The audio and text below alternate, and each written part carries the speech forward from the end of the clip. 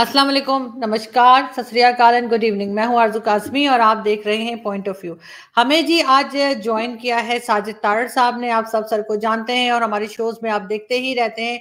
और साथ ही सुमीत पीर साहब भी हैं आज हमारे साथ। बहुत शुक्रिया आप दोनों का। और हम दोनों से ही बात अक्सर हमारी होती रहती है और बहुत कुछ हमें सीखने को मिलता है। सबसे पहले बहुत शुक्रिया आप दोनों का कि आप लोगों ने ज्वाइन किया, थैंक यू। और मैं चलूंगी सबसे पहले तारड़ साहब आपकी तरफ। और पहली न्यूज जी ये आई कि हमारी तरफ से पाकिस्तान की तरफ से जो है ट्रेड ओपन करने की बात की गई। ट्रेड मिनिस्टर भी इंडिया के लिए अपॉइंट कर दिया गया। साथ ही ये भी स्टेटमेंट दे दिया गया कि हम तो ट्रेड करेंगे ही नहीं। मतलब ये किस किस्म का बिहेवियर है? क्या हम ट्रेड करना चाह रहे हैं, भारत के साथ टर्म्स बेहतर करना चाह रहे हैं, या ऐसा कुछ नहीं है?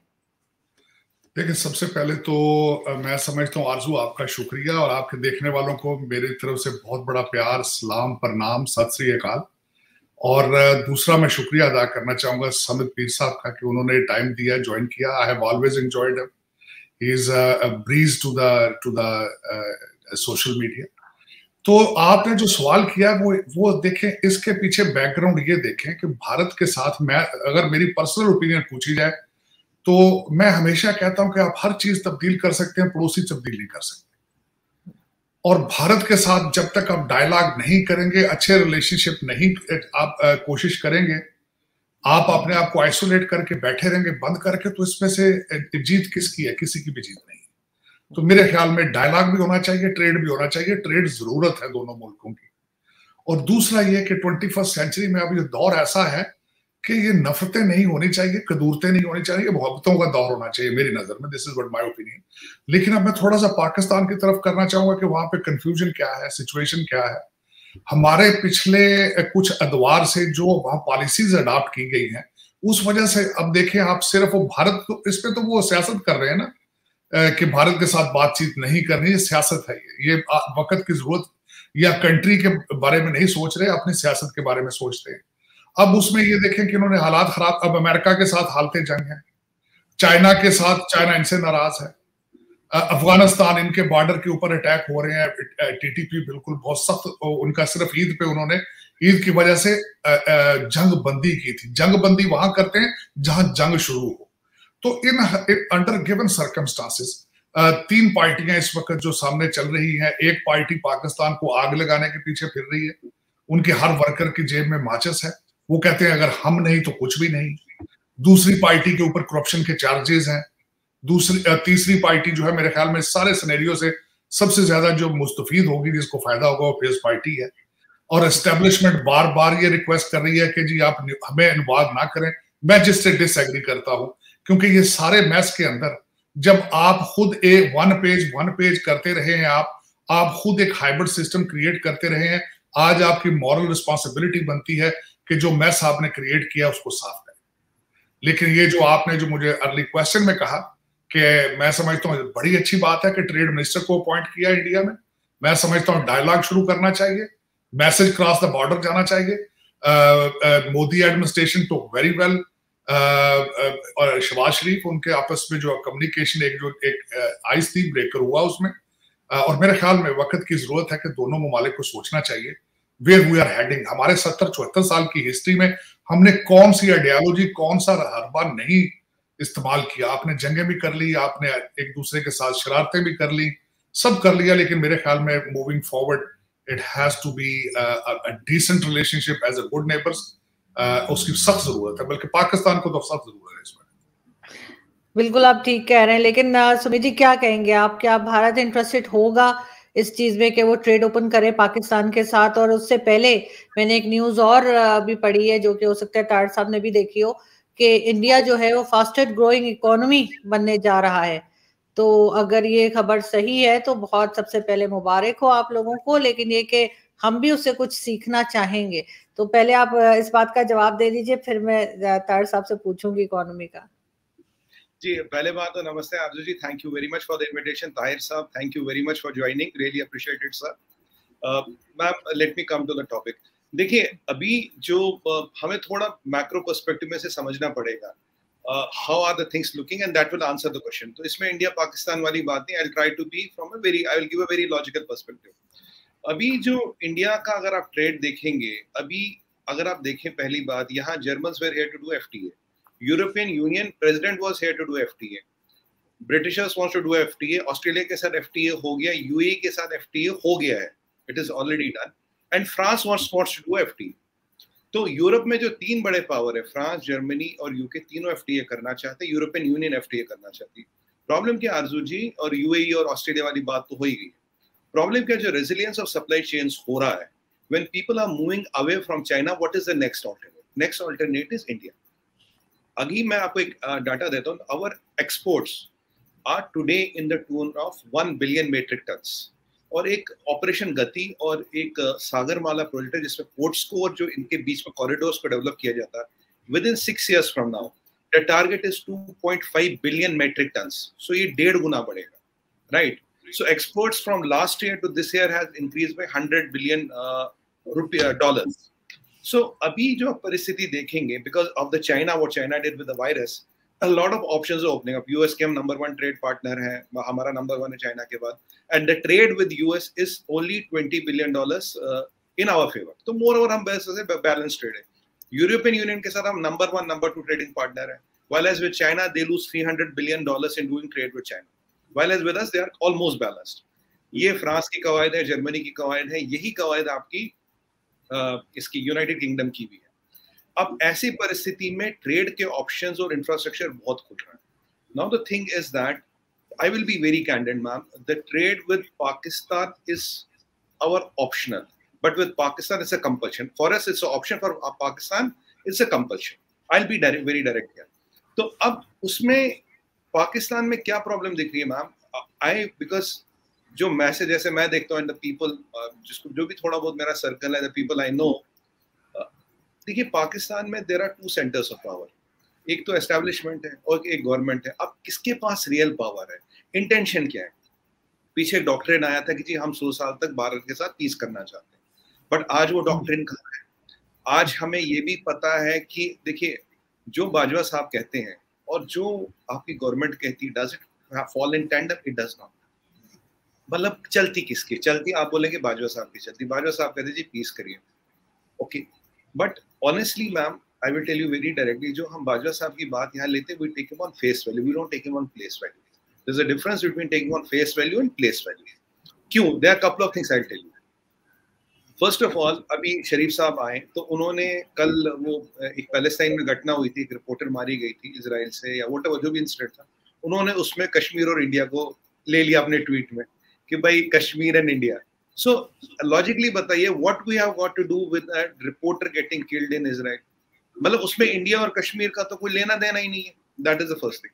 अब एक आईएसआई में एक डेस्क है, K2 डेस्क, अभी जो पंजाब में आपने देखो आरपीजी अटैक हुआ था, motor attack, that is Lashkar A Khalistan, K2 desk active है। पीछे चाइना के साथ मैम हमारी गलवान में प्रॉब्लम्स थी, there were 5750 ceasefire violations, which were 10 times the normal, 10 Guna normal से, ठीक है।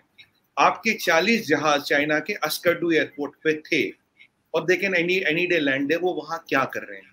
सीज फायर वायलेशन इसलिए हो because Pakistan can not afford war. अगर 15 दिन भी लड़ाई खिल गई, Pakistan can not sustain it. तो ये जितनी भी चीजें हैं जो हो रही हैं, और ये जो टेररिस्ट वगैरह घूम रहे हैं तो घूम ही रहे। अब यहाँ बाजवा साहब चाहते क्या है? मतलब कहते तो पीस वाली की बात करते हैं, but what is the intention of the ground? It is not visible. Honestly I will answer with one question. अब काफी लोग मुझे पूछते हैं यार जो S-400 है उससे LAC पे क्यों नहीं लगा, पंजाब में क्यों लगा? This answers the question. S-400 अभी पंजाब में क्यों डिप्लॉयड है, LAC पे क्यों नहीं डिप्लॉयड है? बिकॉज ऑनेस्टली यहाँ एक थॉट प्रोसेस है, we are preparing for a 2 front war, कि 2 फ्रंट वॉर भी हो सकती है। तो क्या ये एक अंदर अंदर कुछ खिचड़ी पक रही है चाइना के साथ, क्योंकि अब चाइना के जहाजों को उतरने दे रहे, चाइना के फाइटर जेट्स आपके यहाँ पार्क्ड हैं। तो मतलब how do you build a trust? देखिए मैं एक चीज मानता हूँ Arzoo ji, the intention of karma determines the outcome of karma. अगर आपका इंटेंशन ठीक होगा, दुनिया आपके साथ आएगी, सब आएगी। अब चले नियाजी साहब तो निकल गए, अब शहबाज शरीफ साहब आए हैं। अब उनका क्या इंटेंशन है, वो क्या चाहते हो, उनकी कितनी चलेगी, हाउ मच ऑफ से ही विल हैव। देखिए मिनिस्टर अपॉइंट करना अच्छी बात है, मिनिस्टर अपॉइंट करना अच्छी बात है, बट मोदी जी ने आपको याद होगा 2014 और 2019 में 2 ही बातें रिपीट की थी, भाई ये talks and terror can not go hand in hand. अगर इस चीज को कंट्रोल किया जाए, I am for trade, trade होना चाहिए, आई एम फॉर ट्रेड मैं नहीं कहता, but problem is at the same time round pegs don't fit in square holes.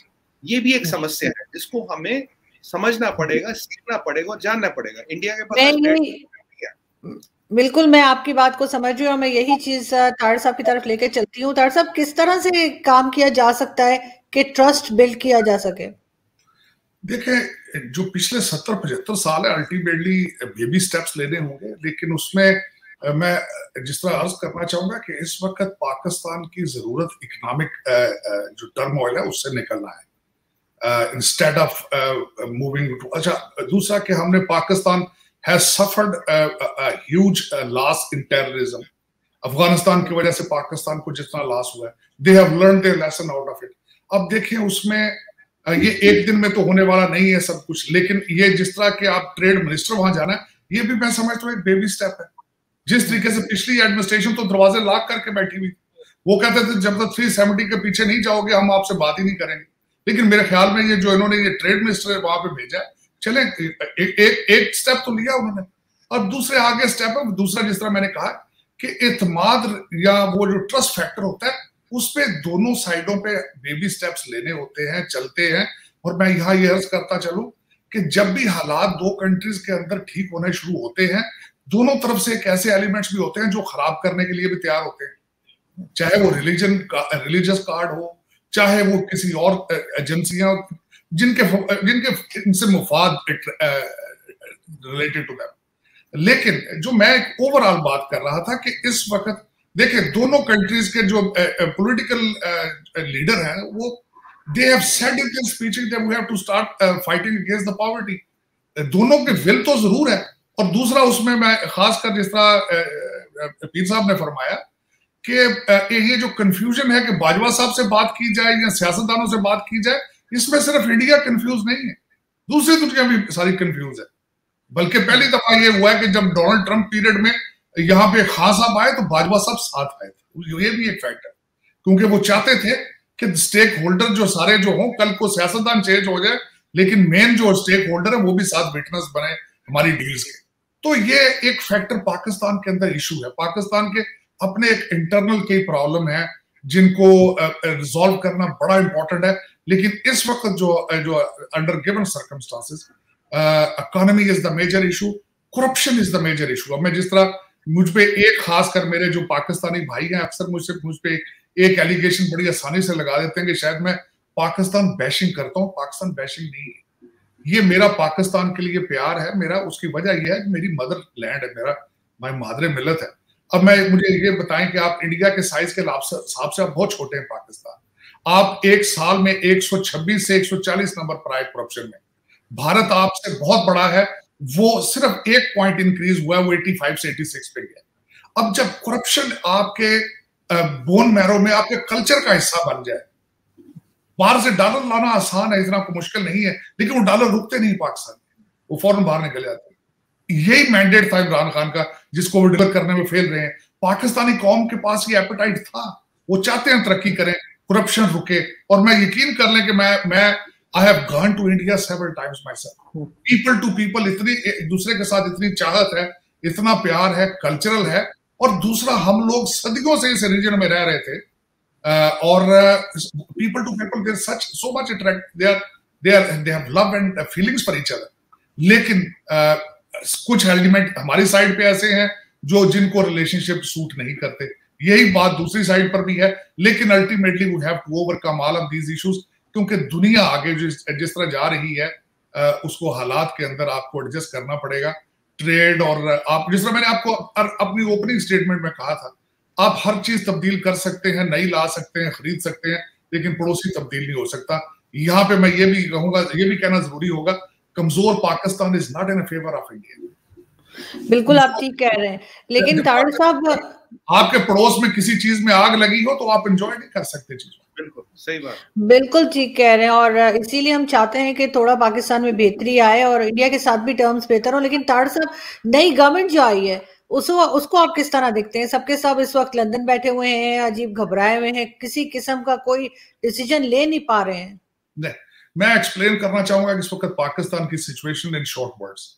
एक ऐसी पार्टी है जो पाकिस्तान को कहती है अगर मैं नहीं तो कुछ भी नहीं, अगर इमरान खान नहीं तो कुछ भी नहीं, बाढ़ में जाए पाकिस्तान। एक पार्टी ये कह रही है, दूसरी पार्टी गवर्नमेंट जिसकी आप बात कर रहे हैं वो करप्शन के केसेस में फंसे हैं, दूसरा 11 पार्टियां उनके साथ, तीसरा इकोनॉमी के हालात खराब है, डिसीजन वो खुद नहीं ले सकते।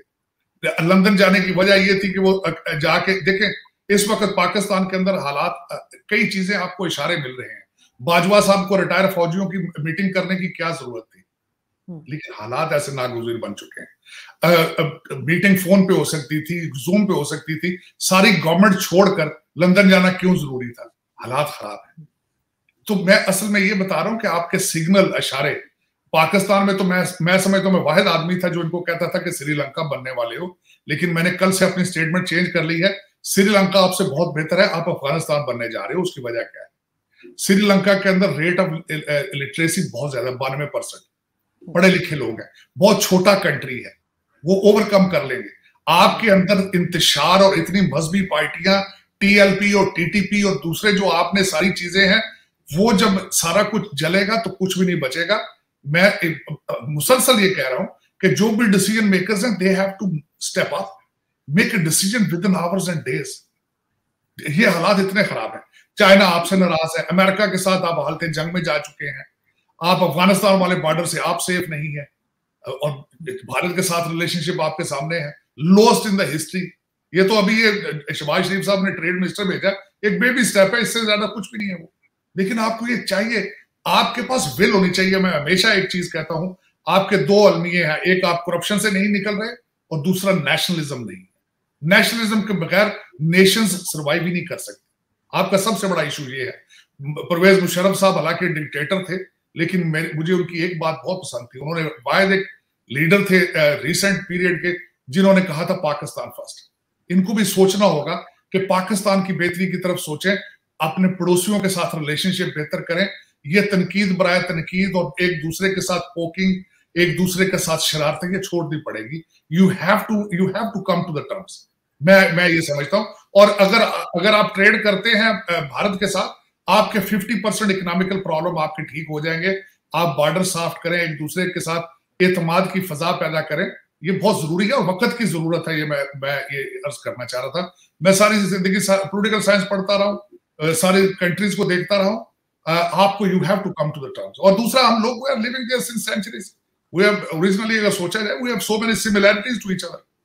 बिल्कुल ऐसा होना चाहिए और एक दूसरे से सीखना चाहिए और एक दूसरे के लिए अच्छा भी सोचना चाहिए। लेकिन सुमित जी, मुझे ये बताइए कि यूक्रेन और रशिया में जैसे वॉर चल रही है, और उसका कोई आपकी फॉरेन पॉलिसी पे असर हुआ है कि किस तरह से आप लोग डील कर रहे हैं? और यही सेम क्वेश्चन मैं लेके तार साहब की तरफ भी जाऊंगी, लेकिन पहले सुमित जी आप बताइएगा। देखिए आरजू जी, इंडिया की फॉरेन पॉलिसी का अगर आप अध्ययन करें, इफ यू एनालाइज दैट, वो शुरू से रही है for India, in favour of India, for the people of India. इस पे कभी किसी का इन्फ्लुएंस नहीं रहा है। आई मीन कुछ limited influence here and there रहे। अब की बार एक बहुत बड़ा चेंज है आरजू जी। रशिया यूक्रेन वॉर में लिटरली पूरी दुनिया एक तरफ हो गई और हमें बोला आप Ukraine, you condemn Russia. But आज हमने एक वर्ल्ड स्टेज पे जाके, यूनाइटेड स्टेट्स ऑफ अमेरिका में जाके, we have confronted Antony Blinken, the secretary of state of United States of America. उनकी सरजमीन पे जाके उनको ही वहां कन्फ्रंट करें, and we have literally told them, sir kindly mind your own business.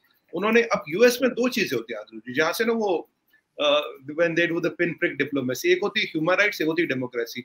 अब डेमोक्रेसी हम उनसे बहुत बड़ी है, जितनी यूएस की आबादी ने उससे 4 गुना लोग थे वोट करते हैं। डेमोक्रेसी वाला मसला सेटल हो गया। ह्यूमन राइट्स को लेके जैसे पाकिस्तान में कहते हैं नॉन स्टेट एक्टर्स है, वहां से यूएस में भी they are non state organisations, some commission, some body जो इधर उधर ना कोई रिपोर्ट छापते रहते, फिर आप किसी को पकड़ते हो, किसी को छोड़ते हो। मैं हमेशा कहूँ, जब आपने यूनाइटेड स्टेट्स में जब आपने इतने मिलियन लोग, 12 मिलियन लोग मारे अब तक दुनिया में, जब आपने 50 कंट्रियों में बॉम्बिंग की है, 33 बार 54 बार आपने बॉम्बिंग की है 33 कंट्रीज, क्योंकि 12 मिलियन पीपल, उनके ह्यूमन राइट्स का क्या हो, काफी इसमें बात कर चुके हैं। अब की बार we have told them kindly mind your own business. वो सैंक्शन नहीं लगा पाए, वो कैट्स का एक्ट नहीं लगा पाए, और अब की बार secretary of state Anthony Blinken ने in a constitutional committee, internal committee थी, उन्होंने खुद कहा यार हम इंडिया पे ज्यादा पाबंद नहीं लगा सकते। हम रशिया इंडिया के साथ तब से है जब we were not even counting India in our scheme of things. आज हमने उनको हथियार नहीं दिया, हमने उन्हें आर्सेनल दिया। नाउ इफ वी एक्सपेक्ट कि आज वो रशिया को छोड़ के हमारे पास आएंगे, इट्स नॉट प्रैक्टिकली पॉसिबल। और सबसे अच्छी चीज उन्होंने क्या किया, बोला it is going to take decades. तो उन्होंने खुद एक टाइमलाइंस भी सेट कर दी, इनफॉर्मली ही हैज सेट द टाइमलाइन। पीछे इल्हान उमर आई थी Pakistan and she had some opinion, then I was on national TV, मैंने कहा US has to come clear कि Ilhan Omar represents United States of American government, आपने उस पे आइए। Then there came a statement, नहीं जी वो अपने उस पे आइए। यही हुआ था, वो मीना हैरिस है नाम शायद उनका, कमला हैरिस की रिलेटिव है, तब भी मैंने बोला था America has to issue a statement, is she a part of the American dispensation और she is a individual, they issued a statement, she is a individual. उनके यहाँ तो वकील भी भेज दिया उन्होंने, भाई ये सब करना बंद कर दो।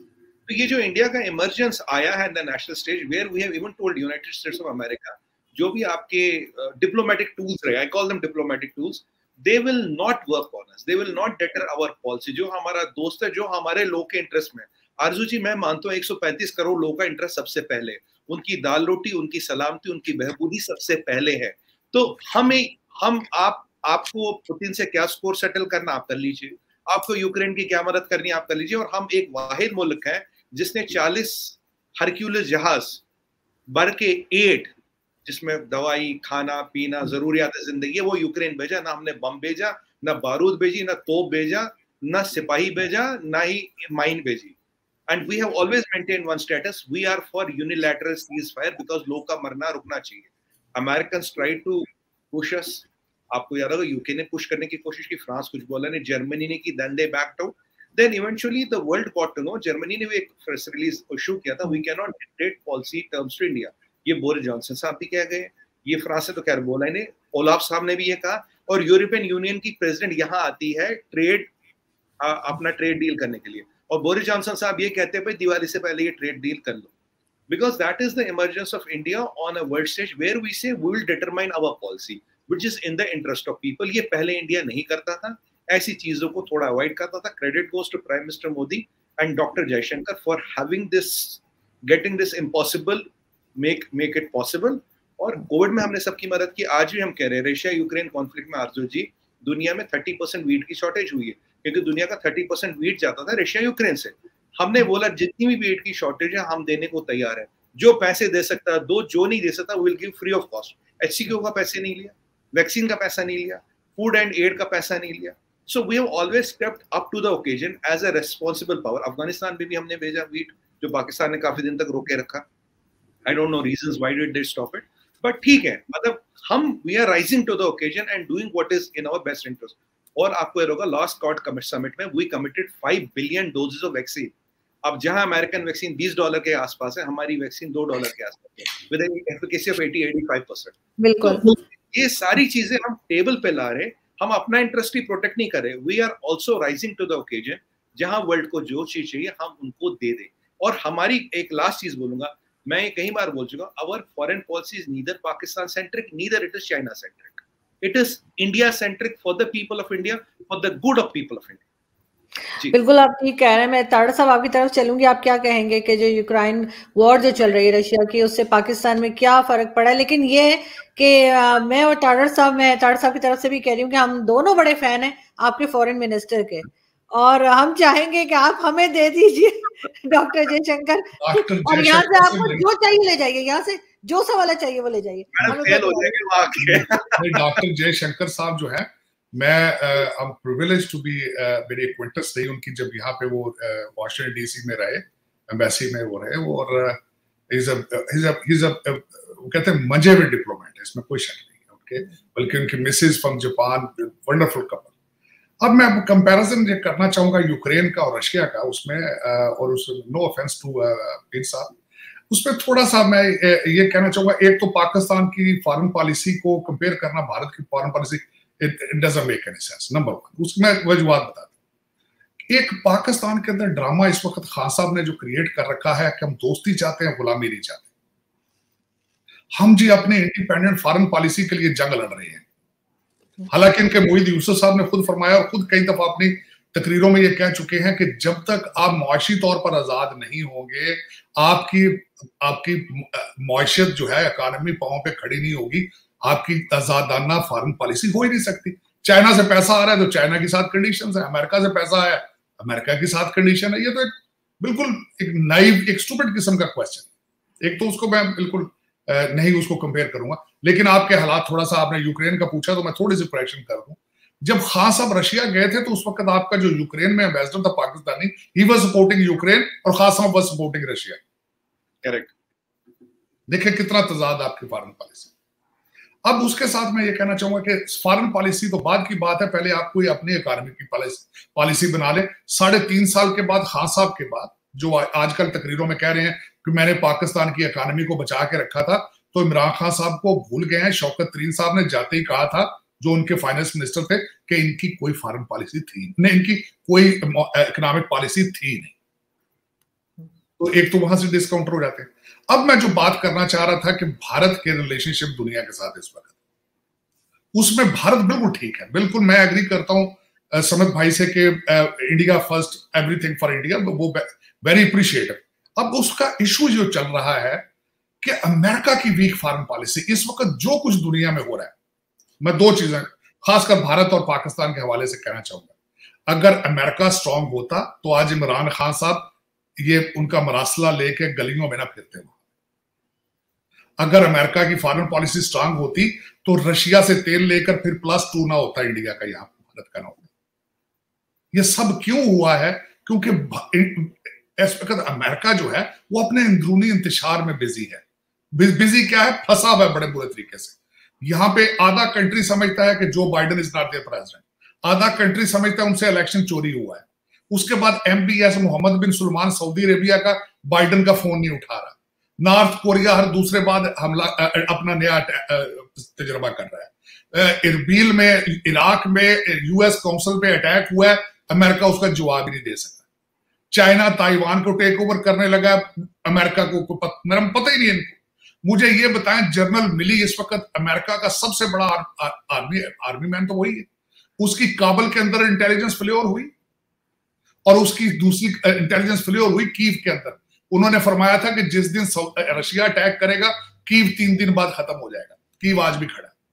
ये अमेरिका की हालत है। दुनिया की जब सोल सुपर पावर गिर जाए घुटनों के बल, मैं आखिरी बात भूल गया हूं कि CIA चीफ काबुल गया इनखला के बाद और जाके तालिबान का जो चीफ था, जो आज तक काबुल से बाहर नहीं निकला, उसके घुटनों में पड़ के लेटा रोया है, 1 हफ्ता हमें और दे दो। तो उसने कहा था, this is not a red line, it's a dead line, get the hell out of here. मैं अपने अमेरिकन दोस्तों को रोजाना यहां कहता हूं, अपने वार कॉलेजेस में क्या पढ़ाओगे अगले बच्चों को? तालिबान जो मोटरसाइकिलों में फिर रहे हैं, आप 80 बिलियन का असला उनको देकर आ गए हो। अपने वार कॉलेजेस में क्या पढ़ाओगे आगे बच्चों को? कौमियत, नेशनलिज्म किस तरह सिखाओगे कौमों को? मुझे ये बताएं कि जब इन्होंने उनसे किया, दूसरा, एक तो चलो भारत ने तेल लिया, भारत का ये सब फायदा, सस्ता तेल लिया उन्होंने, अमेरिका कुछ नहीं कर सका। रशिया, टर्की से इन्होंने रशिया से S-400 सिस्टम लिया, अमेरिका ने टर्की पे पाबंदियां लगा दी, इंडिया पे नहीं लगाई। इंडिया के लिए तो ठीक है, बिल्कुल ठीक है, लेकिन अमेरिका का क्या फॉरेन पॉलिसी के हालात है? दूसरे एलाइज किस तरह देख रहे हैं उनको? ये एक इशू है। ये अमेरिका की फॉरेन पॉलिसी का इशू है। It's not nothing. भारत जो कर रहा है बिल्कुल ठीक कर रहा है, बल्कि मैं डॉक्टर जयशंकर साहब को क्रेडिट देता हूं कि उनकी अब ऐसे स्टेट्समैन हैं, वो जहां जाते हैं भारत की फेवर में अपना पैकेज लेकर आते हैं। अभी फ्रांस गए, राफेल की बात कर रहे हैं, वहां पे शिप कैरियर की बातें कर रहे हैं वहां पे। देखिए वो तो ठीक है, लेकिन अमेरिका एक मर्दे बीमार है जिसके हालात खराब हैं, और अगर अपने आप को ना ठीक कर सके आने वाले 2-3 सालों में, तो अमेरिका खुद टूटने के मुंह पर पहुंच चुका है। हालात तो ये है। तो उसमें जी सर, पाकिस्तान की फॉरेन पॉलिसी कौन सही कर सकता है? यहाँ पे कौन ऐसा लग रहा है आपको जो थोड़ा बहुत कुछ कर पाएगा?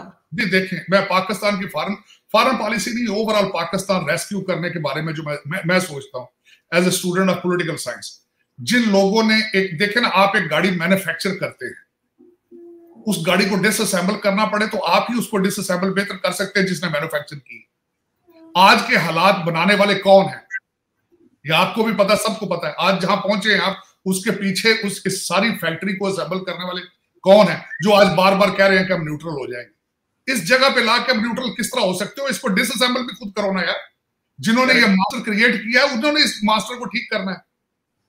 वरना बच्चा तो हर एक, जो मेरे दुख की बात ये है, वहां पे तो हर बच्चा जेब में माचिस की तीली लेके फिर रहा है। बल्कि मैं अपने भारतीय दोस्तों को भी कहूंगा, आपके पड़ोस में आग लगेगी तो शोले आपकी तरफ भी जाएंगे। और दूसरी सबसे बड़ी बात है, मैं हमेशा ये 2 चीजें कहता हूं, हमेशा 2 चीजें, पाकिस्तान की कोई फॉरेन पॉलिसी नहीं है, कोई इकोनॉमिक्स पॉलिसी नहीं है, सिर्फ 2 चीजों के ऊपर आज खड़ा है और दुनिया देख रही है। वो क्या है मैं बता दूं। एक बॉर्डर उसका चाइना के साथ है, एक बॉर्डर भारत के साथ है, एक अफगानिस्तान के साथ, ठीक, और दूसरा आपके पास वो आपने एटॉमिक बम बना रखा है। ये दो चीजें आपके पास ना होती तो भूटान को पूछ रहा है आज, नेपाल को पूछता है आज।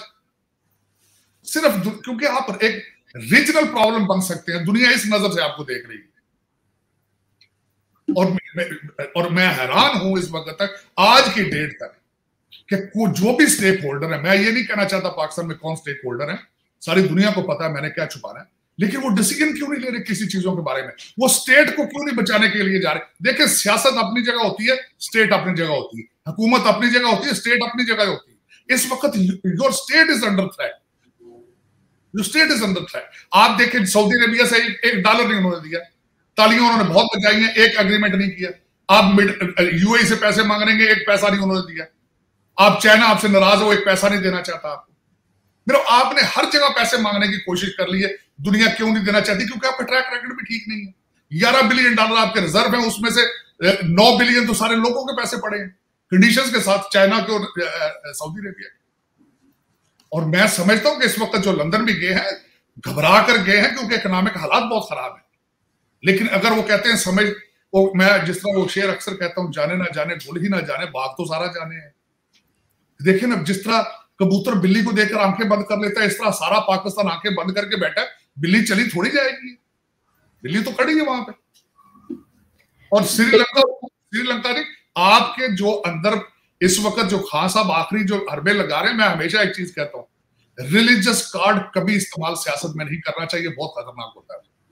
इन्होंने जो अमर बिन मारूफ एक जलसे किए, इन्होंने अगले दिन जलसों में कहा है, एक उनके मिनिस्टर ने कहा है कि खुदा तुम्हें कह रहा है कि पीटीआई का साथ दो, खुदा तुम्हें ये कह रहा है। यार इस तरह ना करो यार, सियासत अपनी जगह, मजहब अपनी जगह, इनको दो चीजों को अलग करो, इस तरह ना करो। ये मैं इसको कंडेम करूंगा, और मैं होपफुल कि they come with some kind of solution, concrete solution for the Pakistan.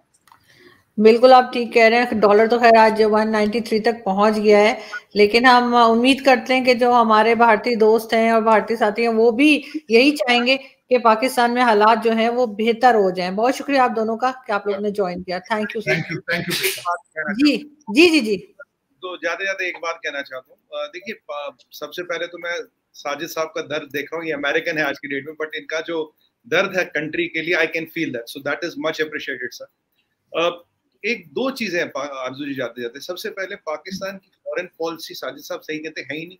It all goes around religion, it all goes around religion, और हर इसके नाम की रेवड़िया बेच बेच के अपनी दुकान चलाता, अगर मैं डायरेक्ट बोलूँ तो। दूसरी बात, दो तीन चीजें आपको क्लियर मैं बोलना चाहता हूँ। पहली बात, जो पाकिस्तान में भी देखिए, मैं कितने टाइम से आपके शो पे, अपने नेशनल टीवी पे कहीं भी कहता हूँ भाई, श्रीलंका का जो एक डिफॉल्ट प्रोबेबिलिटी थी वो थी 27। Anything about 1.5 is dangerous. Indonesia 1.8 पे है, वर्ल्ड में हाईएस्ट थी श्रीलंका 27 पे। मैं Pakistan last time was at 13 1.5 के ऊपर, इट इज डिजास्टर। और अभी जो $8 बिलियन सऊदियों से आया, it might have increase it to 15 और 16। इसको रोकने के लिए क्या प्लान ऑफ एक्शन है? दूसरा पॉइंट, हमने चाइना से जापान से पैसा लिया था बुलेट ट्रेन के लिए, $50 billion at a interest of 0.1% per year, 0.1% per year. आपने चाइना से पैसा लिया, जो मेरे को इन्फॉर्मेशन जो चाइना बैंक देता है, चाइनीज गवर्नमेंट देती है, गवर्नमेंट तो नहीं थी, बैंक से दिलवाती है, इट इज एट 8%, और उसकी कंपाउंडिंग 10, 12, 15% पे होती है। टर्म्स कंडीशंस वेग नहीं है। डोंट यू थिंक कि government of Pakistan should declare कि चाइना से कितना पैसा है, किस इंटरेस्ट रेट पे आया है? What is being done to prevent a Sri Lanka like situation? और लास्ट चीज, आप कुछ भी कहे, साजिद साहब थोड़ा वर्डों में गोलमोल कह के, मैं तो डायरेक्ट बोलूंगा, अगर एस्टैब्लिशमेंट $30 बिलियन की फौजी तंजीम चला रही है, that is 10% of the GDP of Pakistan, वो एक पैसे का टैक्स नहीं देते, when you have all the fruit you have to take all the fall also.